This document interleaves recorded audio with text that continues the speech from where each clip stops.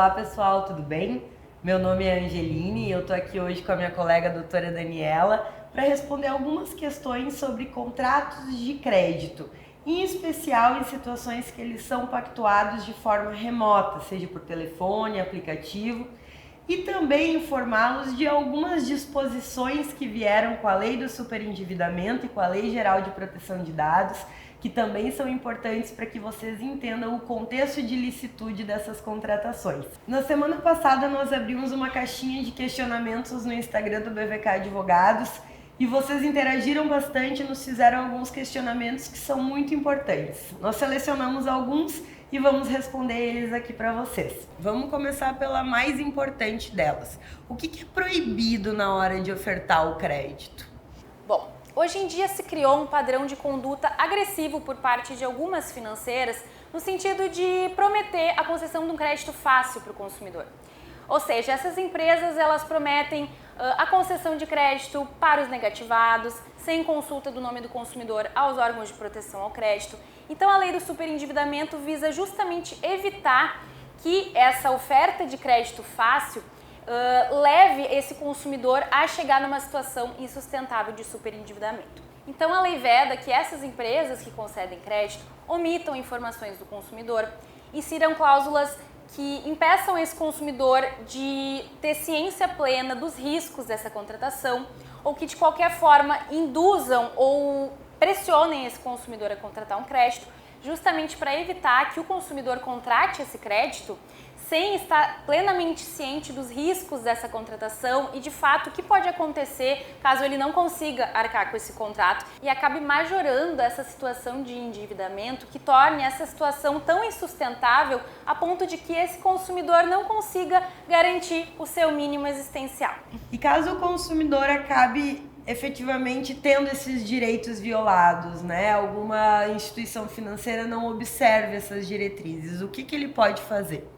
Esse consumidor ele pode tanto acionar o PROCON, como também ingressar com uma ação judicial. Inclusive, a lei do superendividamento prevê que, se ficar comprovada a prática dessas condutas, essa empresa financeira pode ser obrigada a reduzir os juros e os encargos do contrato original, a depender da gravidade da ação, e também indenizar esse consumidor por danos morais e materiais, claro, se devidamente comprovados. E eu acho que vale lembrar também que o banco, a instituição financeira, ela precisa fazer uma análise efetiva das condições desse consumidor para adimplemento. Não basta só que o consumidor faça essa análise e veja se consegue arcar com essas parcelas, mas o banco também tem a responsabilidade de, mediante uma análise financeira do consumidor, saber se aquele crédito, se aquela concessão é responsável ou não. Nos últimos tempos se tornou uma prática cada vez mais comum essa oferta de crédito pelo telefone ou pelo WhatsApp. Isso é permitido? A oferta em si, ela é permitida, né? É um meio comercial, usual, ok. Mas existem algumas condutas adotadas nessa prática que podem ser consideradas ilícita e abusiva. Vou selecionar duas delas que é importante que toda pessoa saiba. Bom, a primeira delas, não é lícito o assédio de ligações oferecendo concessão de crédito. Isso é perturbador, já existem inúmeras causas no judiciário, né, para que seja arbitrado dano moral em virtude dessas ligações massivas para o consumidor. E a lei do superendividamento, ela traz também um dispositivo específico que é proibido esse assédio, essa pressão para a contratação do crédito. Justamente por isso é que esses slogans de contrato, crédito garantido, independente da situação, por isso que isso está sendo proibido, para resguardar essa liberdade da escolha. Então lembre-se, ligações que ultrapassam o bom senso em quantidade, elas são ilícitas. O segundo ponto que merece toda a nossa atenção é que agora, com a Lei Geral de Proteção de Dados Pessoais, é possível questionar a fonte de obtenção do telefone, né, que é um dado pessoal, da pessoa que está recebendo essas ligações para a concessão de crédito. Principalmente se essas ligações estão vindo diariamente, né? Porque realmente é uma pressão, é uma abusividade que precisa ser controlada. Então, busque, né, questionar na mesma ligação ou buscar na internet o canal específico dessa empresa para questionamentos acerca de tratamento de dados pessoais. Questione, né, com quem você conseguiu o meu dado pessoal, por quem foi compartilhado, sob qual justificativa você está tratando o meu dado pessoal.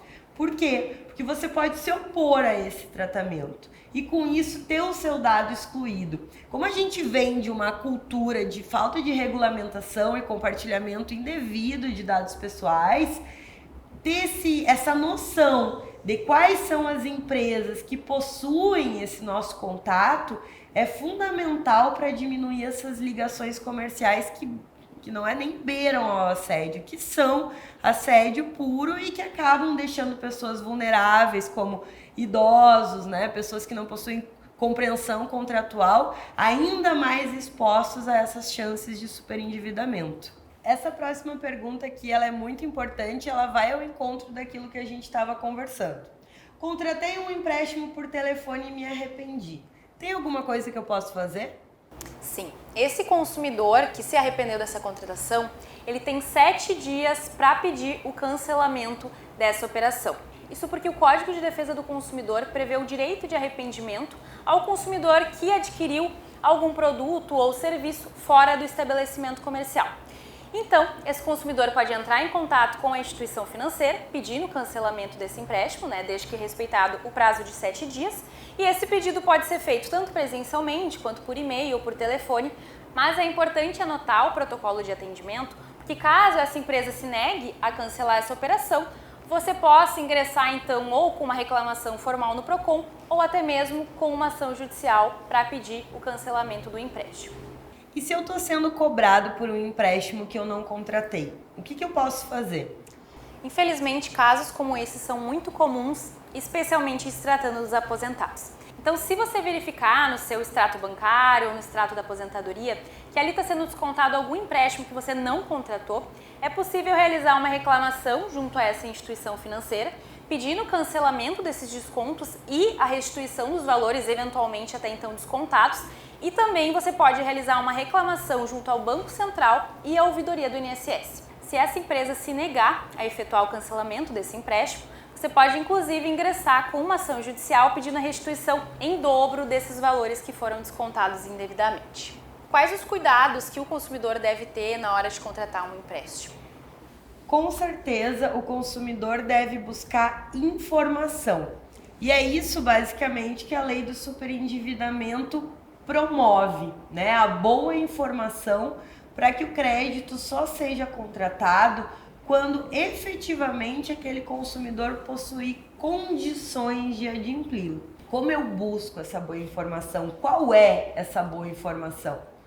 Primeira coisa, qual é o custo efetivo mensal da parcela desse empréstimo? Porque muitas vezes a gente percebe que se fala, R$1.000, vou pagar uma parcela de R$100 em 10 vezes, quando na realidade a parcela vai ser de 200, 300, hipoteticamente falando.